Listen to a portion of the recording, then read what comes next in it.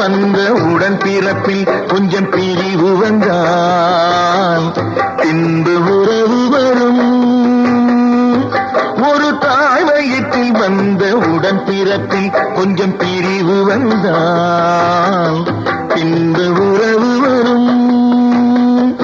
நல்ல மனிதனுக்கும் நன்றி மறந்தவர்க்கும் முன்பு உறவிருந்தால் பின்பு பிரிவு வரும். ஒரு தாய் வயிற்றில் வந்த உடன் பிறப்பில் கொஞ்சம் பிரிவு வந்தால் பின்பு உறவு வரும். சோலை மலர் கூட்டம் சொந்தம் கொண்டாடி சிரித்து உறவாடுமே.